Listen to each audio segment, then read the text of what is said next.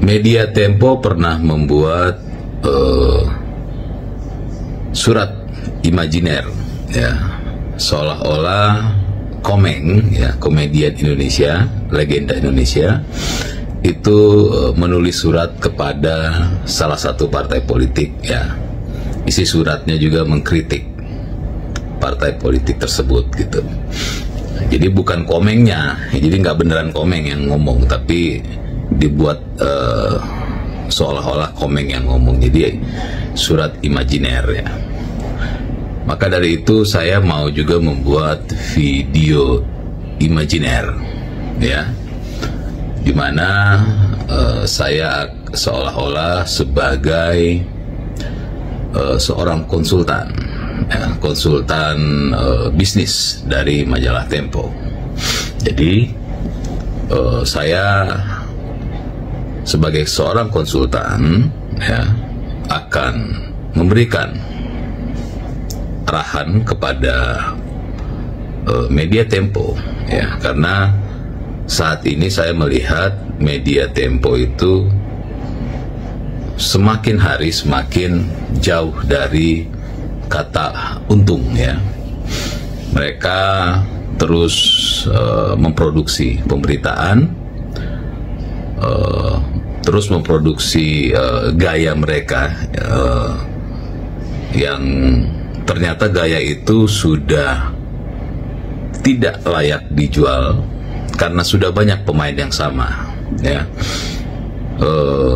Dengan kemajuan teknologi saat ini, di mana setiap orang bisa menjadi media, ya, setiap orang bisa berbicara, setiap orang bisa memberitakan, dan platformnya juga ada, maka jualan media Tempo itu sudah semakin lama semakin tidak bisa dijual, ya. Kita bisa melihat bagaimana media Tempo menjual majalahnya itu sampai saya lihat kortingnya gila-gilaan, ya. Ada yang 80%, 90%, ya. Saya melihat di media sosial ini dan diiklankan, ya, sama Tempo, diiklankan bahwa mereka jualan mereka korting, ya, atau diskon sampai 80-90%. Nah, ini kan sudah menandakan bahwa minat orang terhadap media Tempo itu semakin lama semakin menurun karena cara jualannya masih cara jualan tradisional, ya. Ya, mereka coba untuk bersuara, tapi sayangnya yang mereka sampaikan tidak ada bedanya dengan yang lain, ya. Jadi media Tempo ini bukan lagi media salah satu media rujukan, ya, bagi banyak orang, ya. Kalau zaman dulu, iya, ketika masih tahun-tahun sebelum ada media sosial, sebelum ada internet, media Tempo itu menjadi rujukan, ya, orang untuk membaca informasi politik, ya, membaca analisis dari tokoh-tokoh yang ada yang disampaikan di dalam media Tempo. Kalau sekarang enggak lagi, karena media semakin banyak, dan ketika semakin ada kemajuan zaman, media-media yang seperti Tempo satu persatu berguguran, ya. Ya, TV pun mulai kehilangan pendapatan, ya. Iklan sudah beralih ke YouTube, ya, sudah beralih ke influencer gitu kan. Jadi mereka mau jual produk lagi sudah tidak harus di TV, sudah tidak harus di majalah, ya. Jadi cara beriklan sudah berubah, ya, sehingga pendapatan dari media terbesar salah satunya adalah dari iklan, ya, itu sudah tergerus, ya, tergerus jauh. Maka tidak heran Tempo semakin hari semakin sepi peminatnya. Maka Tempo akhirnya mencoba untuk bertahan dengan lebih, ya, menaikkan tensi, ya, terhadap pemerintah dengan terus membuat informasi-informasi yang ternyata tidak memiliki dukungan data yang kuat, ya. Makanya kenapa Tempo beberapa kali akhirnya meminta maaf, ya, karena apa yang mereka sampaikan tidak berdasarkan data, ya, dan fakta. Tapi itulah cara Tempo untuk tetap hidup, ya, untuk tetap mencari nafkah. Mereka mau tidak mau harus terus mengeluarkan informasi, ya, atau pemberitaan yang memang kurang memiliki kekuatan data, ya. Mereka masih bisa hidup karena berlindung di balik undang-undang pers, di mana mereka tidak bisa dipidana seperti yang lain, gitu, ya. Jadi mereka berlindung untuk mencari makan, mereka berlindung di balik undang-undang pers. Apa yang mereka sampaikan pun ternyata tidak, ya, tidak memiliki data yang kuat, ya. Ya, misalnya kita lihat ada sekarang seperti podcast, ya, omon-omon 3 orang, gitu, ya. Ya itu nggak beda jauh bergibah, ya, nggak beda jauh dengan, ya, akun-akun di media sosial, akun-akun fake, ya, di media sosial, buzzer-buzzer, ya, yang dibayar, gitu, atau celotehan-celotehan orang-orang yang memang punya masalah dalam hidup, ya. Jadi omongan Tempo sudah lagi tidak eksklusif, ya, sudah, ya, samalah dengan pihak-pihak yang saya sebutkan tadi, ya. Makanya sebagai konsultan, ya, saya melihat kalau terus Tempo menjalankan pola seperti ini, ya, lambat laun Tempo akan tutup, ya. Tempo terus memproduksi informasi-informasi, tapi Tempo tidak memiliki SDM yang cukup, ya, tidak memiliki SDM yang berkualitas. Makanya apa yang mereka sampaikan sudah lagi tidak menjadi informasi yang dipertimbangkan. Saat ini jualan media Tempo hanya untuk mengisi, ya, mengisi atau sebagai bahan bagi pihak-pihak yang memang benar-benar membenci pemerintah, ya, atau orang-orang yang kalah dalam hidupnya. Jadi Tempo hanya dipergunakan oleh orang-orang seperti itu, ya. Tempo bukan lagi menjadi media yang dipergunakan oleh orang-orang yang memang ingin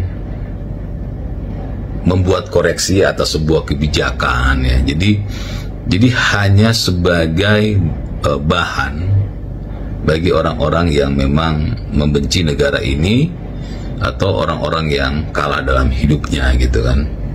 Melampiaskan di media sosial, melampiaskan di YouTube dan lain-lain, ya. Dan ini tidak akan bertahan lama, ya, karena sudah banyak lagi channel-channel pribadi-pribadi yang ternyata pengunjungnya lebih banyak daripada Tempo. Tempo harus punya tim yang besar, harus produksi dan segala macam, butuh modal yang besar, tapi hasilnya tidak sesuai gitu kan. Sedangkan ada 1-2 orang yang punya channel di YouTube, tapi pengunjungnya banyak ya. Nah, mereka itu tentu menjadi saingan bagi media Tempo ya, karena hanya modal sedikit tapi keuntungannya besar. Sedangkan Tempo harus menghidupi banyak orang, tapi hasilnya tidak sesuai gitu. Makanya produksi Tempo dalam membuat tema, membuat analisis itu semakin jauh dari kebenaran, karena mereka kekurangan SDM ya, kekurangan SDM yang bisa mensupport ya materi yang baik, yang analisisnya yang kuat ya. Saya malah melihat ya sebagai konsultan ya, saya sebagai konsultan bisnisnya melihat bahwa kalau dari segi konten politik ya sudah tertinggal jauh ya, sangat tertinggal jauh dari yang lain ya. Bahkan Tempo mungkin comot dari omongan-omongan yang tersebar di media sosial ya. Jadi comot-comot omongan-omongan yang bersebaran di media sosial untuk mereka jadikan tema yang ketika mereka bicarakan juga sudah tidak menjual, karena tema itu sudah banyak disampaikan oleh pihak-pihak lain gitu. Nah, sebagai konsultan bisnisnya, saya melihat bahwa Tempo kalau memang ingin tetap hidup ya, tapi tidak harus menambah SDM, karena kalau menambah SDM pendapatan tidak sesuai dengan pengeluaran ya. Jadi supaya media Tempo ini bisa bertahan ya, maka media Tempo harus membuat sesuatu yang tidak ada hubungannya ya dengan konten yang mereka produksi selama ini. Jadi konten yang mereka produksi tetap seperti biasa, tidak ada perubahan, tapi bagaimana ya sebagai media yang lama, Tempo ini harus membuat sebuah gebrakan ya, dimana gebrakan itu yang saya bilang tadi tidak harus mengubah konten ya, tetap berjalan seperti biasa ya. Lalu apa yang harus saya sarankan ya? Makanya saya menyarankan ya sebagai konsultan bisnis, saya menyarankan, karena Indonesia ini masih melihat sesuatu itu berdasarkan suatu kehebohan ya. Maka ketika sesuatu yang heboh itu, maka itu yang akan menjadi rujukan ya. Maka saya menyarankan media Tempo membuat sebuah drama ya. Penting ini ya, drama ini. Jadi coba nanti media Tempo bikin sebuah drama, tiba-tiba suarakan bahwa media Tempo dikirim kepala sapi ya, dan ditujukan kepada salah satu orang yang ada di media Tempo.